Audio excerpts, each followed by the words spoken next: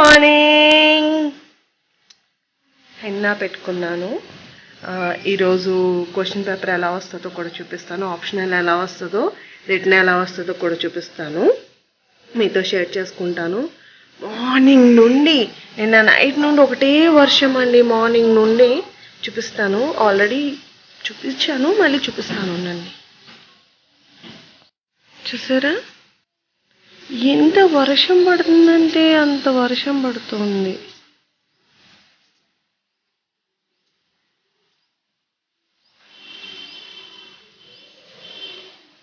చూడండి ఎంత డార్క్గా ఉందో. మార్నింగ్ నుండి అలాగే పడుతుంది వర్షం. సో ఆప్షనల్ ఎలా ఉంటుందో చూసేద్దాం రండి. అండ్ తర్వాత ఆప్షనల్ అయినా హాఫ్ అన్ అవర్కి బ్రేక్ ఉంటుంది. తర్వాత హాఫ్ అన్ అవర్ తర్వాత మళ్ళీ రిటర్న్ స్టార్ట్ అవుతుంది, అది కూడా చూపిస్తాను. ఇలా మనకి క్వశ్చన్ పేపర్ వస్తుంది. అలా ఆన్సర్ ప్రెస్ చేసిన వెంటనే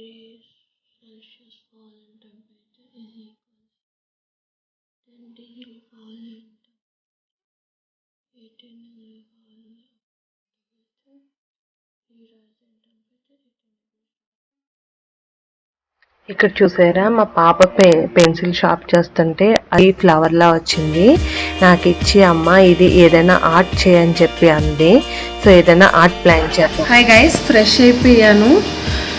కొంచెం ఫ్రెష్ అవ్వడం వల్ల సెకండ్ ఎగ్జామ్ క్వశ్చన్ పేపర్ వచ్చేసింది. సో సెకండ్ క్వశ్చన్ పేపర్ కూడా ఎలా వచ్చిందో చూపిస్తాను మీకు. మా పాప ఎలా అటెంప్ట్ చేస్తుందో కూడా చూపిస్తాను, చూడండి. ఇలాగా క్వశ్చన్ పేపర్ ఎలా వస్తుంది. తను క్వశ్చన్స్ రాయక్కర్లేదు, ఓన్లీ ఆన్సర్స్ రాయాలి. ఇది సెకండ్ క్లాస్ పేపర్ కాబట్టి తన ఆన్సర్స్ చూసారా ఇలా బుక్లో రాస్తుంది.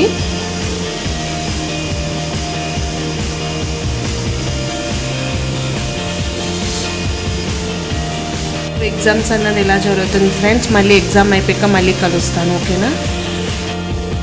సో ఇక్కడ ఎగ్జామ్స్ కంప్లీట్ అయిపోయినాయి. ఎగ్జామ్ కంప్లీట్ అయిపోయాక లంచ్ చేసి కూర్చున్నాము. అండ్ వీళ్ళ కిచెన్ ఆడుకుంటున్నారు, ఇద్దరు సిస్టర్స్.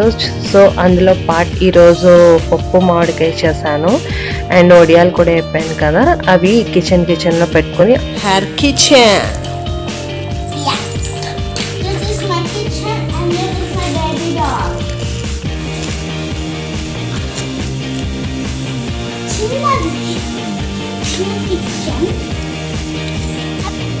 సో ఇక్కడైతే నేను ఫ్రిడ్జ్ మ్యాగ్నెట్ తీసేసానండి. చాలా రోజుల తర్వాత దీనికి ముహూర్తం వచ్చింది పెయింటింగ్ వేయడానికి.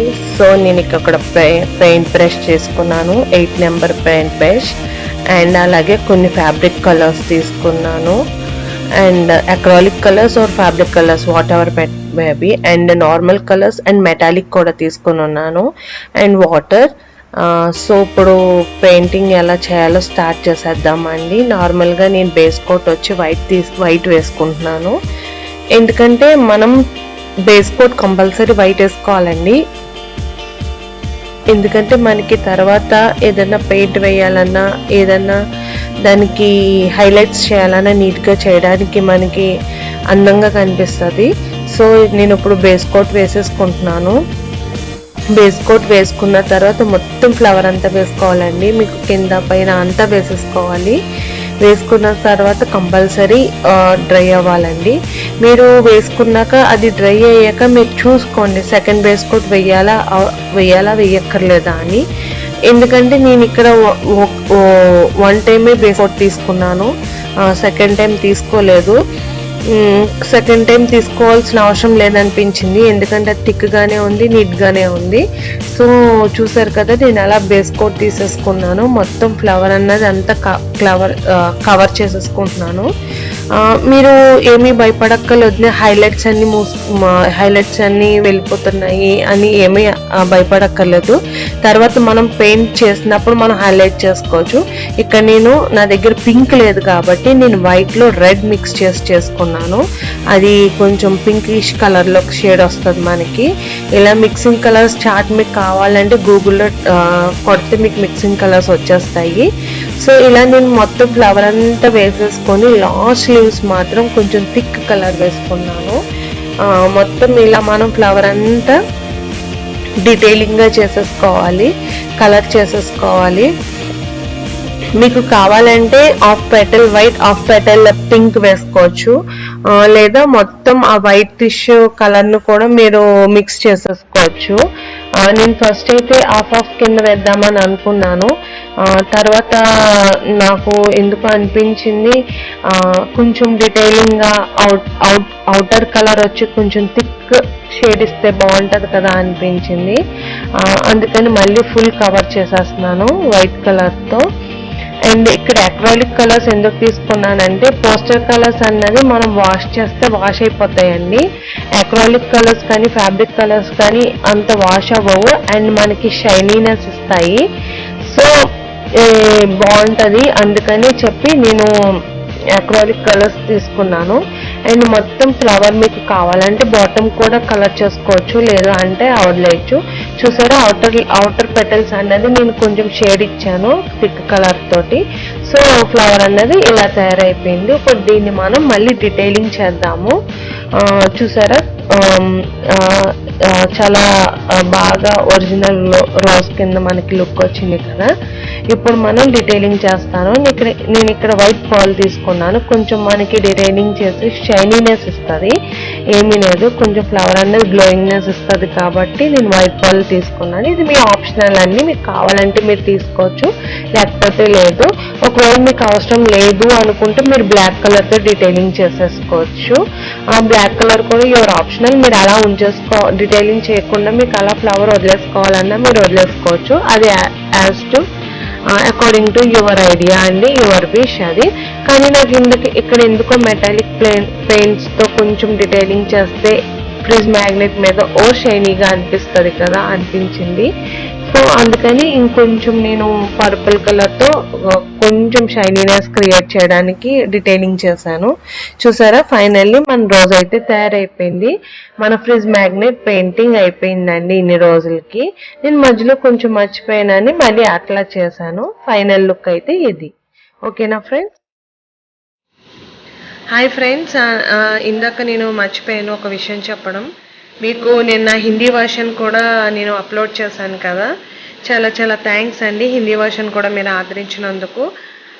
అందుకని నేను ఇంకా 3 వర్షన్స్లో వీడియోస్ చేద్దామని డిసైడ్ అయ్యాను, Hindi, English and Telugu. 3 versions ఇదే ఛానల్లో వస్తాయి విత్ టైటిల్స్ మాట. టైటిల్స్ అంటే హిందీ అయితే హిందీ, తెలుగు అయితే తెలుగు అండ్ ఇంగ్లీష్ అయితే ఇంగ్లీష్ అలాగా. అండ్ ప్లేలిస్ట్లో కూడా యాడ్ చేస్తానండి. సో మీకు కంఫర్ట్గా అండ్ ఈజీగా కూడా ఉంటుంది. అదే చెప్దామని వచ్చాను. So friends, thank you for your support and wishes. Fridge magnet colouring చూసేసారు కదా. ఇప్పుడు ఆల్మోస్ట్ 6:30 అయిపోయిందండి. బజ్జీలు వేద్దామని చెప్పి మిరపకాయలు రెడీ చేసుకున్నాను, వేస్తాను. ఇంకా ఈరోజు డిన్నర్ అదే. పిల్లలకైతే రైస్ ఉంది, వాళ్ళకి రైస్ ఇచ్చేస్తాను.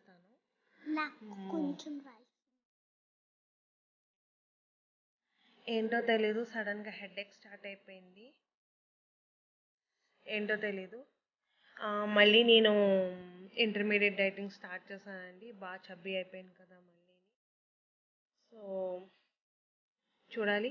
సో ఈ వీడియో ఇక్కడితో ఎండ్ చేసేస్తున్నాను ఫ్రెండ్స్. ఈ వీడియో కనుక మీకు నచ్చితే please like, share, comment and subscribe to my channel.